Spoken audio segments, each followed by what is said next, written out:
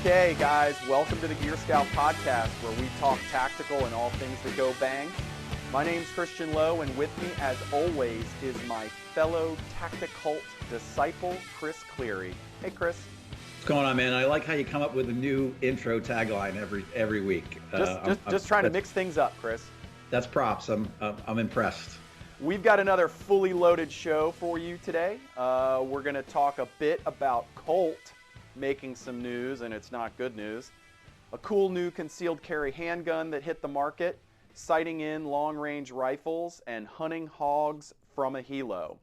But first, a quick word from this week's sponsor. Look, cold weather makes us, well, cold, right? That's why our friends at Proper offer a complete line of cold weather gear, from sweaters to soft shells to parkas, all designed to make you less cold and stay tactical while doing it. And as a special thanks to GearScout Podcast listeners, you can pick up all your items with hot savings of 20% off using promo code MT20, MT20. 20% off at Proper, MT20. You're an idiot for not using it. That's awesome. Yeah. So, and look, I'll tell you something. I like Proper. They suffered from the same problems that 511 suffered from for years. You know, they made stuff that was like cut from a cardboard box. And now they're starting to kind of elevate their game a little bit. And they're a lot more economical than a 511. They may not have the same kind of refinement, but they're scratching at the they're pushing the envelope there on that kind of stuff these days. Yeah, I've been issued Proper stuff over the years, and I've always liked it. Yeah. And now that they are getting a little more commercial focused, yeah, and their stuff's a lot more available, and it's not always just, military uniform gear like they started out. They actually, it's interesting, they have a long history of making a lot of the U.S. military uniforms, and you didn't even know it, right? It's sort of like FN, they make a lot of the U.S. military's M4s, and you just don't even notice that they make them, but they make most of them. So, yeah, good stuff. All right, Chris. So talk to me. What's been going on in your world? Well, my new job is keeping me jumping. I was just going to talk to you about life in the Pentagon. What an interesting building that is. There's a lot going on there. There is a lot going on there. So, the funny thing is I'm walking the hall, and of course when you're doing these jobs, when you're working for whichever, the Army, the Navy, Air Force, Marines, you typically get caught up into your little ecosystem. I'm a security guy. You think security is the most important thing going on. But when you walk around that building and you just listen to the other conversations going on, there are 10,000 different topics going on in that building. I don't think I've ever heard two people walking down the hallway talking about the same thing. And it amazes me all the different things that happen in that five-sided building every day. And, when your boss's office is on literally the opposite side of the building as your office, I am absolutely getting my steps in. Yeah, you are. That's a good point.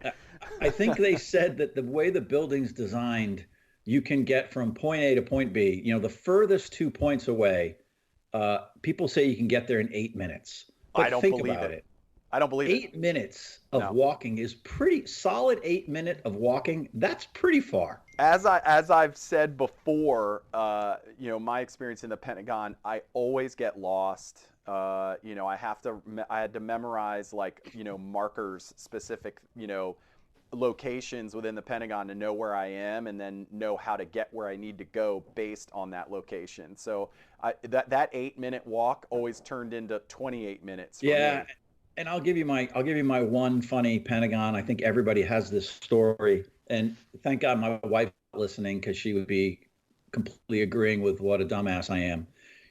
Because the building looks alike. When you've got to go somewhere and you've been there before, you go, oh, I know how to get there. I've walked there before. I know where I'm going, so I'm going to start here and end there. Well, when I tried that the first time and I got to where I thought I should be and realized it was not where I was supposed to be, then you realize, oh, I actually didn't even take my room address of where I'm going.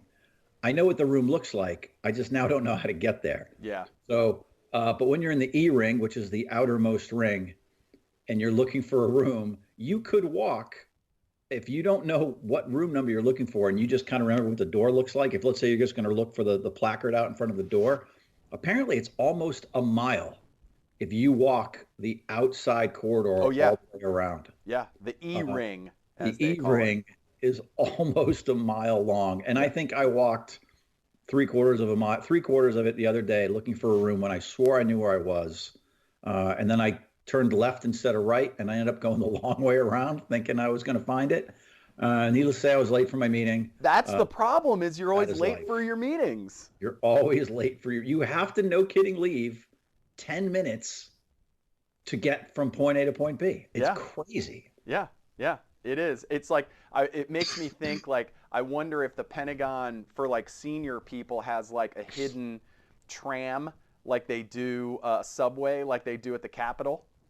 Well, there's a bunch of those little, handicap motorized carts that'll run people around all the time. So there's dozens of those, and you always see somebody screaming down the hallway in one of them. Or a Segway. You know what? It wouldn't surprise me if there's somebody in that building, like security has a Segway. I've never seen one. Yeah. But it would almost make perfect sense with the amount of distance you've got to travel in that building if there was a little Segway to zip like a security guy around or something like that. Yeah, it's crazy. And then commuting back and forth is a nightmare. Anybody listening to this, listening to the sound of my voice that works there is empathizing with my situation. Not sympathizing, empathizing. Right. Because if you choose to work there, well, actually, some guys don't choose to work there. They get ordered there. So I guess there can be a sympathy component. I chose to do it, so I don't expect any pity.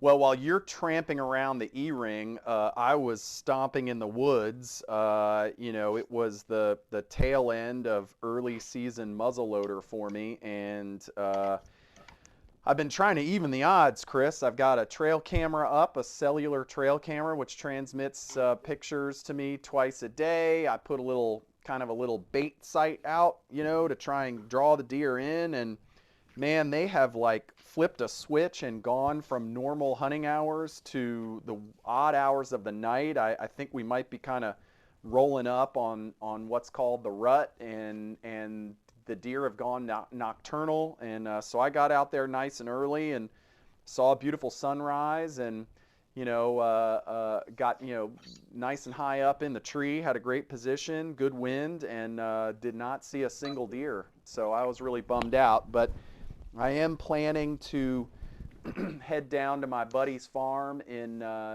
near Charlottesville, do some video work down there with some new guns that we'll talk about in later episodes of this, and hopefully hit the tail end of the Virginia muzzleloader in the first day of rifle season. So we'll hopefully get a little bit better position down there. I'm kind of bummed. I'd like to put some venison in the freezer. Funny enough, my wife last night almost crashed into a big old buck on an exit ramp off of one of the interstates around here. And then this morning I was driving my son to a game, and gosh darn it if I didn't see that very same deer right on the side of the highway right before the exit where my wife saw it. And it was a really nice buck with a great rack on it. I had half a mind to pull off and just take those antlers. Well, I'll tell you what, we live in a neighborhood, residential neighborhood, but it lives right next to it's got to be a 60 or 70 acre park, wooded, and we live in a wooded, our homes are all kind of surrounded by trees and stuff. So we see deer here all the time. I mean, in my driveway, there's a guy who wanted to take some off my property with a bow, which I'm like, knock yourself out. But we were going out to dinner last night around 7:30, and we saw a beautiful buck. How do you count the points again? Is it per? You count the points. You count all the points, right? I forget the specific length they have to be to count as a point, but basically anything that's like over an inch or something is considered a point. So the brow tines and then all the tines on the different antler. This guy had to be a good 8 points, if not more. I mean, a good sized buck. Yeah. Right on the side of the road, just watching traffic, just watching cars passing by. Beautiful. And yeah, too bad you can't hunt in neighborhoods like this, because that actually gets to a question. We could probably talk forever about this, but when it comes to sort of culling deer, how you sort of get the populations down and stuff. I imagine when you get some deer that live in an area that they know they're not being hunted, there's plenty of food, there's plenty of protection, there's plenty of space for them to roam around. When even their numbers get to a point that they've got to be thinned out a little bit. Funny you bring that up. Yes, absolutely. That is a problem, and there are many neighborhoods that have urban deer hunting, right? Seasons. There are some, particularly in Loudoun County in Virginia is one that I know of, that their urban deer season goes through March, I think. And then there are permitted hunts that you're allowed if you're checked out with a bow and make sure that you can hit, a paper plate at 30 yards or something like that. Sure. You can hunt in people's backyards. You might want to check the rules about discharging an arrow in your county, because I know in Montgomery County, where I live in Maryland, you can discharge a bow on your private property as long as it does not cross a road. So you are perfectly legal in my jurisdiction to shoot a deer in your backyard. The problem is, and actually I've talked with I live near a small country club, and the guy who owns it is awesome, and he has given me permission to hunt on the golf course. The problem is you have to worry about a deer, particularly with a bow. They tend to run a little bit before they die, right? So you have to worry about the deer running into someone else's property, and you're risking trespassing. Or I had a buddy who shot a deer in his backyard in McLean, and it went and died under someone else's porch. And so he had to sneak over there and drag the thing out. And you got a lot of tree huggers around you potentially that might not really like that. But, Chris, you might want to check, because I bet you you can discharge a bow on your property, and you can nail I actually have a really nice piece of property. I mean, I'm on an acre, but it backs up to 2 or 3 acres of common area. Yeah. Which is really nice. We've been thinking, the neighborhood's been thinking about clearing it out for a long time, and we're not going to do it. But there's a really nice area to hunt to take a deer back there. So I'm definitely going to look into that. You should. There's no problem with urban deer hunting. In fact, it is the way that they cull the deer herd. And there was a time in Virginia when they were in certain counties, they were thinking of making deer what's called a nuisance species, which means you could hunt them year round. So because of the overpopulation. But one of the things that we got to talk about here, other than hunting, is some news that Colt made recently. Now, I don't know if the listeners know this. I don't know if you know this, but Colt has been in trouble for a very long time. Very long meaning, the last 3 or 4 years. Their troubles really started when what's called the technical data package of the U.S. military's M4 rifle was opened up. In other words, Colt kind of lost the patent on the M4, and that opened it up to other manufacturers to make U.S. military rifles to the military specification, and not, it wasn't Colt's monopoly. Since then, they have been really fighting bankruptcy and defaulting on loans and all this kind of stuff. And recently, they announced that they would stop making AR-style rifles for the civilian market. They had flirted with certain models and trying to kind of bring out their A game on the civilian market on the AR pattern rifle, but they never made any headway. And they announced that they would suspend manufacturing for the civilian market and focus on the military market, overseas market for the military, and their civilian handguns. There was a lot of misreporting on this. There was some thought around, Colt kind of getting woke on the anti-gun thing and trying to kind of satisfy the anti-gun lobby and that sort of thing. But it really, look, Colt has been in trouble for a while, and we can get into this a little bit, but I have always said that when you focus your company so much on the military market and ignore the civilian one, it's a path to disaster. And Colt really kind of exemplified that. They threw all of their resources, they put all of their eggs in the U.S. government basket, and as the sort of market softened and the higher inventory of AR-style rifles by lots of different manufacturers was sort of, more than the market could sustain, it just proved too much for Colt. Yeah, so that's crazy to me because any business that's in business with the government, unless you're 100%, the larger defense contracts, so Northrop Grumman's, the Lockheed Martins that do all their business with the government. If you're doing anything that has a commercial sector segment to it, again, I'm in the software world. Most companies that sell to the software, their software to the government is about 15 or 20% of their market share would go to federal sales or public sector. When you're making arms, I can't imagine why you wouldn't want to sell to the civilian market, because for all practical purposes, I mean, and this is where you're much more versed on this than I am.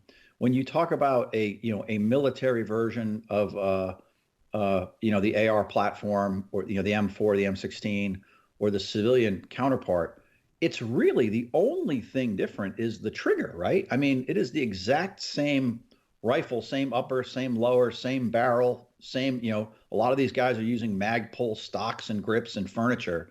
So you're really only talking the only, militarized or for military part on that rifle is the trigger, right? Yeah, basically it's the select fire capability, right? So it's the trigger group, not just trigger group. The Sure. trigger, right? Yeah, that's what I mean. That's what I'm talking to when I'm talking about the trigger group. Right. And whether you got a barrel that's set at 223 or 556, which I know there's a difference there, of course. But I can't imagine why you wouldn't want to, talk about over inventory. If you've got a whole room of uppers and lowers kicking around, and you just got to throw in a different trigger group to now make that a rifle you can sell to the civilian market, why would you not do that? Yeah, it's interesting you say that. I have a checkered past with the company FN, FN America, FNH. They've changed their name a couple different times for the civilian market. And I, years ago, sort of broke the story. It was the worst kept secret in the military rifle market at the time that the U.S. military was not going to buy the SCAR. The Mark 17, Mark 18. That rifle is called the SCAR because it's the SOCOM Combat Assault Rifle, and it was designed for SOCOM. And I reported that accurately that it was not going to be purchased by SOCOM after all. And of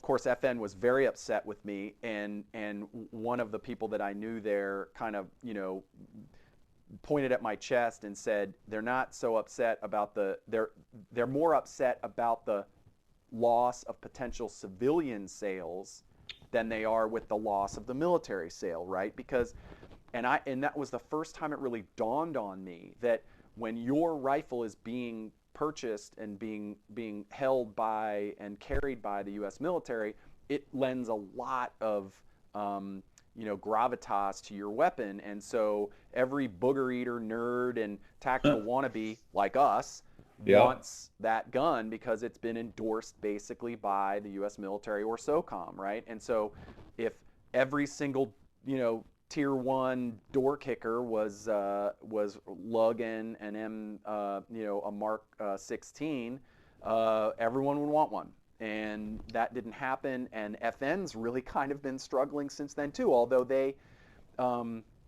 ended up taking a big chunk of the U.S. military contract for the straight stick M4. But yeah, the civilian market is the biggest market for these companies. Yeah. And Colt also just basically said, screw you to the R&D budget. And so they never, when the technical data package expired and they were not the monopoly on the M4, they had nothing to fall back on. And it's insane. It's Remington has the same problem right now, and it's just really, really a bummer. But enough about Colt. How about this dog Conan? Oh, so look it's funny. I wish I knew more about what actually happened now that I'm in a unique position back in the Pentagon. I don't. I have no idea. I have just as much as the rest of us saw in the news. But now that his picture's out, and it's, it's good. Look at somebody has to be like everything else, 15 minutes of fame, right? And this dog's getting his 15 minutes.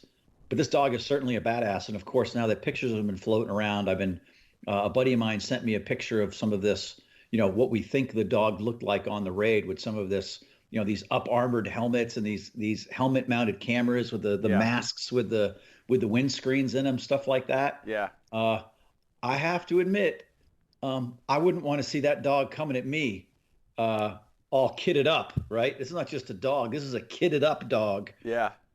Coming into, either literally take you down, or, and it's funny. I would love to get into the head of a canine trainer. Most of those dogs, I'm sure, there obviously is a opponent where they're designed to go run somebody down because you can and take him to the ground. And then forces can come up on him to tame. Right. But I'm wondering if that environment, because of the likelihood that people were wearing suicide vests, which in this case they were, if they're trained to more corner than they are to actually, keep eyes on, maintain distance, and then get that, and as humans are coming behind the dog. I don't know. I would love to talk to a canine trainer about what the tactics are when it comes to something like that, as opposed to the dog running right up on somebody that's potentially got a suicide vest, and then he's detained, but now the dog's That's a good question. Well. I mean, I think the answer to your question is yes to all of that, right? Sure. I mean, these dogs are so well trained and they're cross trained. I'm not 100% sure on this one. And someone in the comments, I'd be happy I'd be glad and gratified if someone could set us straight on this.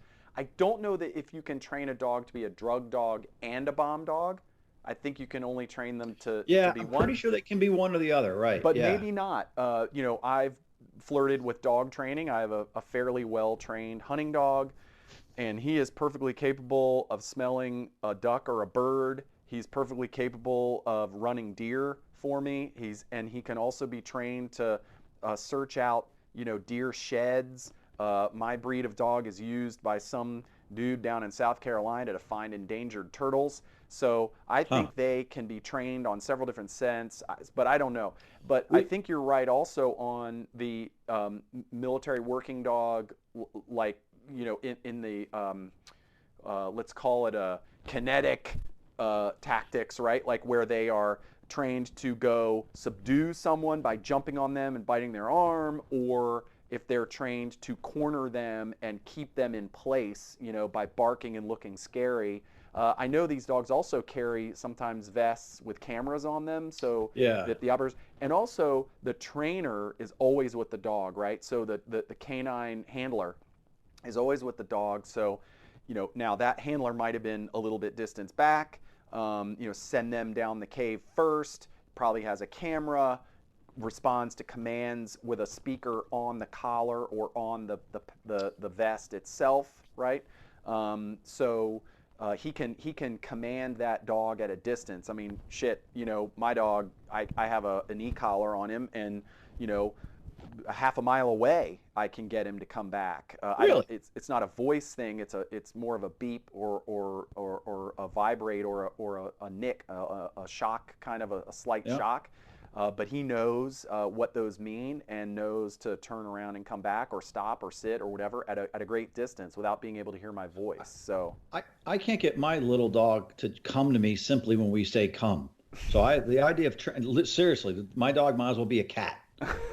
It has no regard. You let him outside, he does his business. He'll eventually come back. He has no regard for, hey, stay. Unless he wants food, he'll sit and stuff. So I'm a terrible. I know nothing about training animals. I'm talking completely out of my ass. My only experience with a military working dog, and I don't think, and this is, I'm pretty sure this is to be true, although I have no idea, that I don't think you can be kind of a working dog, i.e., to your point, the kinetic, or a smelling dog. I'm pretty sure they go down one path or the other. I don't know. I was a legal officer on my first ship when I was on a frigate, and we had a drug problem on the ship, and we pulled into this port in Europe, and we brought a working dog on board to look for drugs. And as the legal officer, I had to follow the dog handler around. And you're going up and down really tight ladders, and the guy had to carry the dog up and down.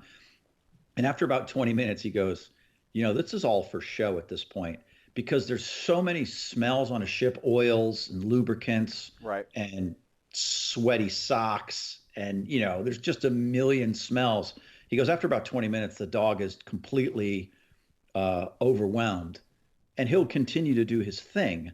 But he's like, look, he's tapped out at this point, and it's more show for the crew to scare the shit out of guys. Yeah. That this dog's still looking for drugs. I wonder if that's the case with those like TSA dogs that are in airports and stuff. When you, it's right because I was going into BWI once, and they just, as opposed to even going through the metal detectors, they would just walk a dog up and down. Yeah. In a path and just smell a whole bunch of you. And if you're okay, then you guys were kind of cleared to go through security. Maybe you still had to go through a metal detector, but yeah, it was pretty cool. Anyways, look, I take my hat off to Conan. He's a badass. Yeah, he's All a those badass. guys are badasses. And I actually I got to be honest with you, I'm kind of happy to hear that Delta did this raid. Sure. Finally. I don't know if they. I'll bet they were like, yeah, DevGru, you guys got the last one. It's our turn.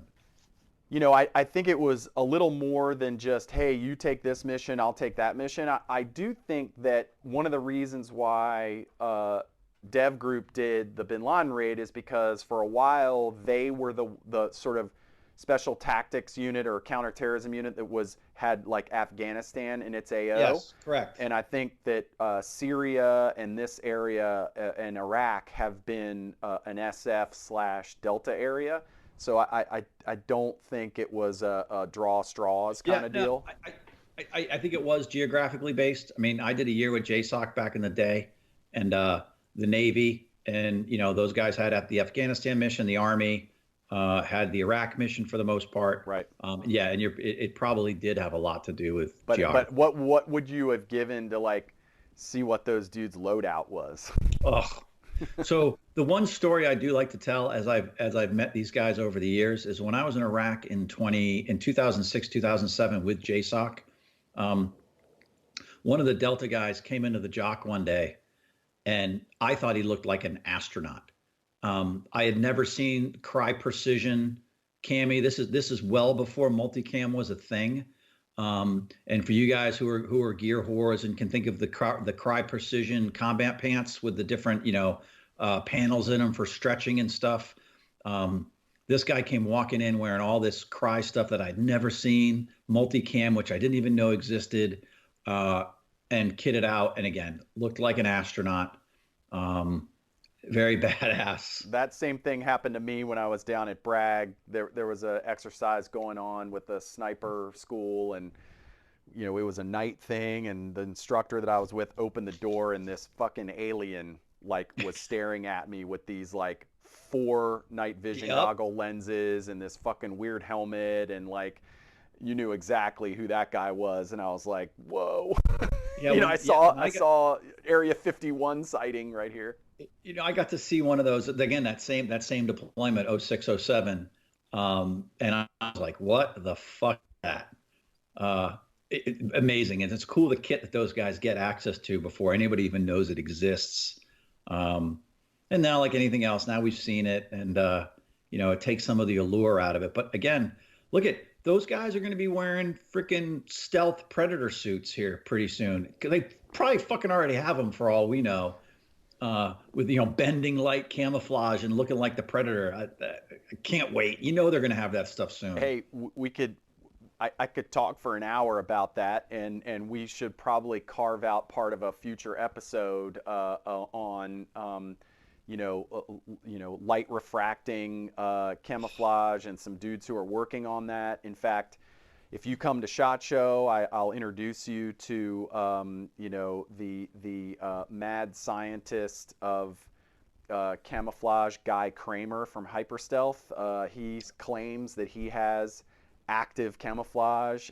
I have seen a video of a vehicle with active camouflage on it. There's a lot of behind-the-scenes research going on. I mean, Chris, to that point, think about the fact that Bin Laden raid, they used a helicopter no one had ever seen or heard of other than a few people that knew about it kind of thing, right? I mean, So how much of this shit is in a back warehouse somewhere just looking for a chance to use it? Well, look, if you go back to like the Skunks Works projects back in the day, and we could talk about this all day, but this is Yeah, Chris Clear's philosophy. right, Everything that we thought was a UFO, 4 decades ago, right.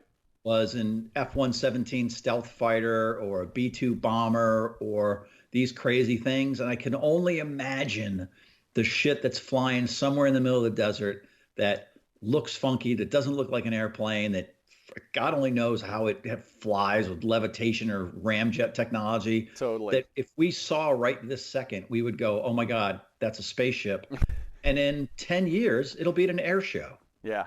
Like I remember the first time I saw an F-117 at an air show, taxiing up. People could take pictures of it. After that was, that was a uber classified plane. Yeah.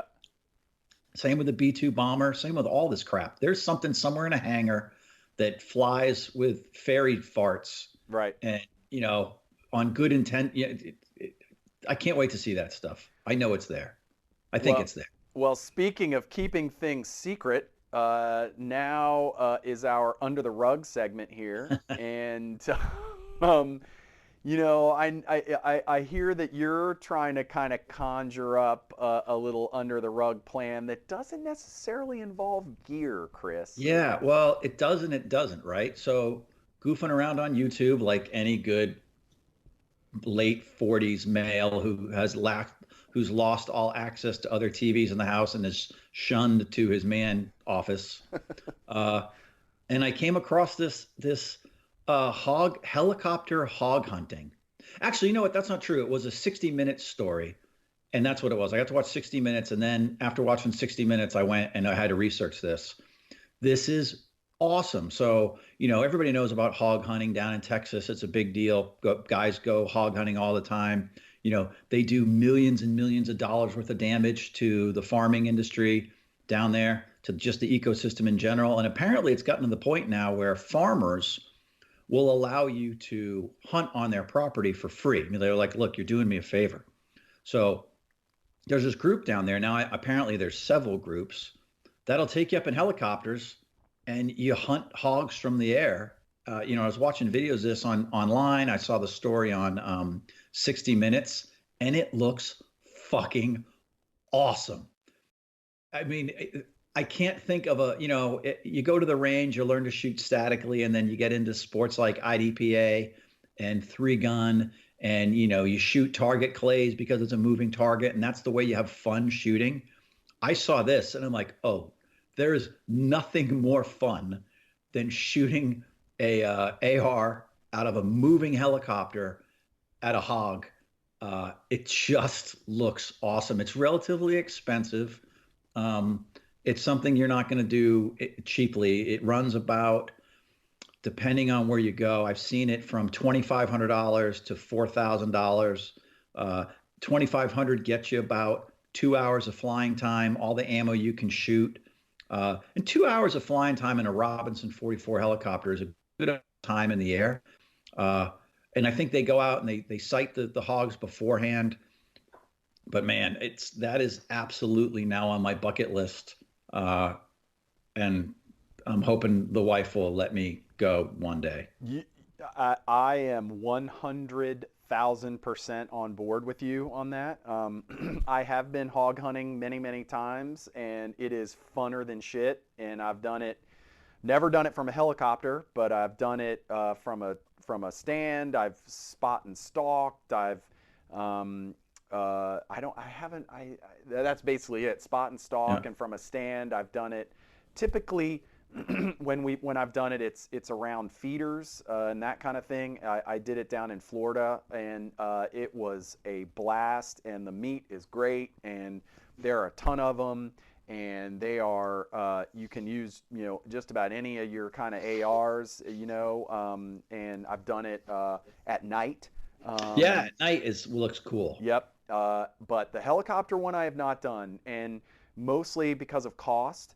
Sure. I think that the neat thing about that is it couples, the hunting part, which is fun, and you get sort of a I don't know about the helicopter hog hunting. I don't know if they actually pick up and clear up the hogs, but when you hunt pigs and stuff, you get pretty good meat. Then but with the helicopter, it couples that with shooting from a fast moving or a moving vehicle, right? Which is challenging. And what I've heard is that when you're helicopter hog hunting, you have to kind of retrain your brain to aim behind them rather than in front of them, because of the movement of the helicopter and the physics and all that kind of stuff. The bullet will go the other, I don't know. It just you're leading a little differently when you're helicopter hog hunting. I don't know. I've never done it, but it sounds like an utter blast. And you're right. I mean, the problem is flying a helicopter is very expensive. I actually went down there with the GearScout video crew to Texas, right outside of. We were sort of between Fort Worth and Austin, I think, and there was a great company down there that had some great helicopters and could hog hunt there, and it was not cheap. And so that's just one of the I got my pilot's license and I rent single engine planes. And to rent a single engine plane costs you about $100 an hour, right? Give or take. To rent a helicopter, even if you're just you're going to get your pilot's license, you're going for training, is usually north of well north of two, probably in the threes. So it is not, and that's nothing fancy. That's like what you'd call a Robinson 44, which is like the Cessna 172 equivalent. Oh, really? Helicopter. So you're not in a, you're not in a Huey, or you're not in a, I'm not a helicopter guy, a Bell. Right. You're not in something like you see on TV all the time. You're in a basic thing with a rotor on top that takes you up in the air. Because you get into, just like any other kind of aircraft, you get into higher end helicopters. Those things cost, $1,000 an hour. I mean, I would love to do it, and maybe we should kind of plan this out for maybe our 50th kind of thing, and treat ourselves in a couple of years to go down there and bang some hogs from a helo. So what are you looking at? What's your toy? Well, my little under the rug toy is something that could become something that's going under the rug. I am spooling up to test out the new Sig P365 SAS. And I wish the SAS stood for Special Air Service, but it doesn't. It stands for Sig Anti-Snag. It's a version of the P365, which is extremely popular right now as a subcompact or quote micro-compact concealed carry handgun. And the thing about the SAS is they've eliminated the front sight post, and they've eliminated the rear notch, and they have basically embedded a new Mepro light. It's a combination day-night sight with what's it called? With fiber optic and with whatever the hell that tritium. And you basically have to aim. You have to aim. It's like embedded in the slide, and the point of it is there's nothing on the gun to snag when you're pulling it out of a pocket or out of off-body carry or a holster or anything like that. And I kind of like that idea, and so I am going to play around with it, and if I like it enough, I think I'm going to kind of maybe slip that into the safe, and maybe get rid of my M&P shield. That's sort of my kind of backup concealed carry gun. I have a Glock 43X, and I like that. But I don't know. This one appeals to me because of its versatility or potential versatility. I'll play around with it a little bit and see. Well, so that actually leads into the next topic because I'm gonna piggyback off what you just said, because my training for zombies actually. So I'm really interested in pursuing my concealed carry in Maryland, which is almost impossible to get. But I do know one of the caveats, which I've become aware of just recently, and so I'm surprised I've only now become aware of this, is having a security clearance is another prerequisite to allow you to get a concealed carry in Maryland. And based on my new job, I've always had a security clearance. I just didn't know this. Yeah. So I'm thinking about kind of making a run at getting my concealed carry in Maryland. And of course, you have the 43X. I'm a Glock guy. I say this every time we talk. The 43X is, we've talked about it in the past. It's one of my under the rug things to get. But I'm checking the links that you've put in this website to this gun, and I'm looking at the sights and the way it's set up now. Yeah. It's got me thinking a little bit. Yeah. So, and the P365, it has the same capacity as the 43X, right? It's 10+1. And so, and they have larger magazines for this thing. So my concern, and I'm going to test this out and do a video on it in a few weeks, I feel like that 43X grip module is pretty big. And so you have, especially me who appendix carries, you have the potential of printing with that thing. So I want to play around with both.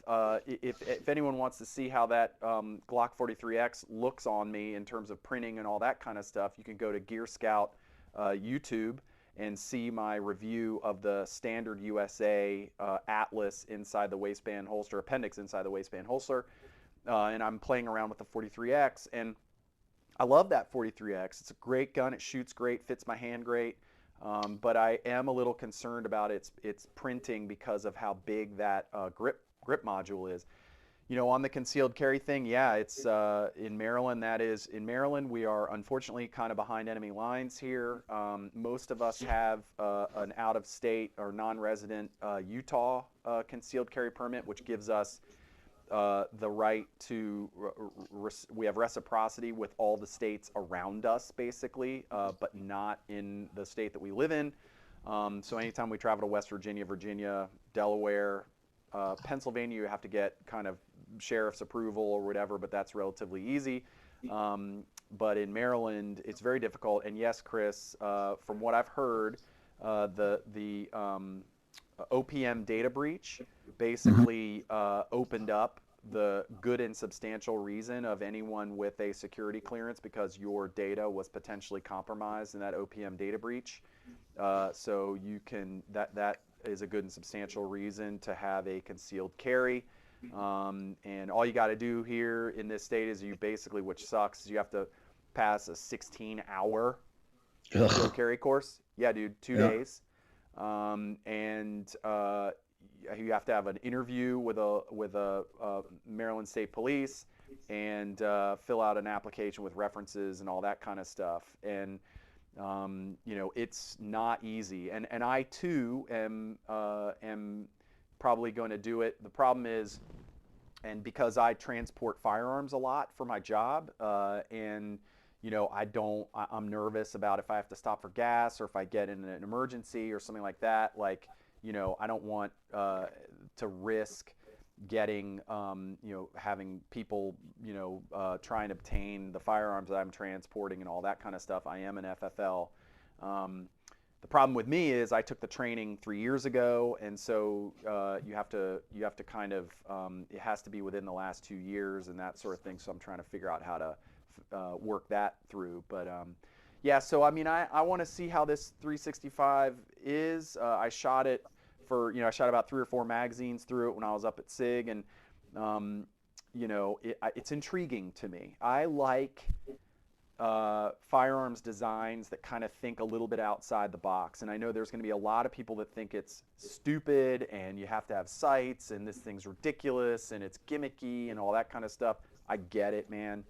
I just like to see a little innovation, and I like the idea that an engineer was sitting back going, how can we make this different and more applicable to different situations and all that kind of stuff.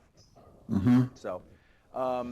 So have you, going on to the next segment here, training, have you done any kind of shooting or training or thinking about it? Yeah, and then for the training section, that's what I was talking about. Mostly the concealed carry thing is what I've kind of got going now. Unfortunately, I haven't been able to get any real training, quote unquote, in the last couple of weeks as I'm getting spun up in my new job. Although I would like to link up with you in the not too distant future, even if we just got to go to a static range, because I really would like to shoot that 43X. Because again, that is on my wish list. And I think in the next segment, when we, next week, we'll talk a little bit more. I found, as the 43X has gotten more popular now, there's mods already coming out for it. So I was going to talk a little bit about that coming up. Yeah, maybe next week. I have just been doing some long range rifle stuff. I got my Ruger precision rifle set up. I don't have a ton of patience, so getting the long range rifle dialed in really stretches my ability to focus. I had to do a bunch of bore sighting, and then I took the turrets off my loopholed scope on there and did a bunch of like adjusting, and it really takes a lot of focus to do this. And people who are big into long range who are listening to this are going to just roll their eyes and laugh at me, but maybe I'm just like every other guy out there other than them, but I seem to remember how to do it when I'm with someone who's really good at it, and then I have a shelf life of that memory, and after about a month or two I forget, shit, is it to the right to go up and the left to go down and the da-da-da, and I just forget, and parallax and all this bullshit, like I just go just get super confused, but I've got it dialed in. I'm kind of excited about it. I hope to take it down to my buddy's house. We can stretch it out pretty far at my buddy's house, out to like 700 plus yards, and I'd like to be hitting some steel. There's something it's almost like catching a trout, when you shoot long range and take it a long distance and are able to do that. So there's a part of me that's into that. It's tough because it's hunting season, so we have to be kind of careful where we're shooting because we don't want to spook anything. But I don't know. I'm going to play around with that. I have been hankering to do some training. I'm going to try and get some more steel targets, and we got to get out to our Thermont range and do some running and gunning. And I've also been trying to balance, how I can kind of be soft on the work side and go shoot a match, or be soft on the work side and go hunting. So, I need to kind of balance my opportunities, particularly with duck season coming up. I get kind of crazy when duck season comes up. That's a little bit easier to go out and go in late to the office, so to speak. Hit it in the morning and go in late to the office, but I'll shift my gaze back to competitive shooting. That reminds me, Chris, where are our scores from the zombie match? Have you seen? Yeah, where are the scores? Where are the scores? I'm almost afraid to ask. Are you saying they've been posted? I haven't seen them. Have you seen them? I haven't seen them, and I'm almost afraid to ask because I don't want to jinx myself. Yeah, it has been a long time, though. Yeah, it's been over a month. I wonder if we just went to... I wonder if we just went to practice score. Yeah, maybe. We got to check that out. Because I'm afraid to look, too. I didn't think I did very well. I'm always afraid to look. I did really... I was really proud of my performance last year. I just don't think... I don't know. I don't think I did particularly well this year. You smoked me last year. Well, we can save that. We can search around and save that reveal for the next episode. But that's going to do it for this week's episode. As always, please click subscribe and leave a review on your favorite podcast app. And also make sure to visit GearScout on YouTube, Instagram, Facebook, and the web for lots more info, video, and pics. And look, a special call out to GearScout listeners here. I want to make everyone aware and make sure everyone listening to this goes over and subscribes and clicks that notification bell to our GearScout YouTube channel. It's youtube.com/GearScout. There's lots of cool videos there, and we've launched a new series on pistol red dots. particularly if you have not played around with one. And also particularly, we wanted to focus this in a little bit on military and law enforcement people who, look, you're going to start seeing these on your guns, and you're going to have to train around how these things work and what advantages they give to you. So I encourage you to go over to our YouTube channel and check out our first episode of our Red Dot sight explainer. We teamed up with an amazing guy, Frank Martello, down at Crucible in Fredericksburg, a great training area.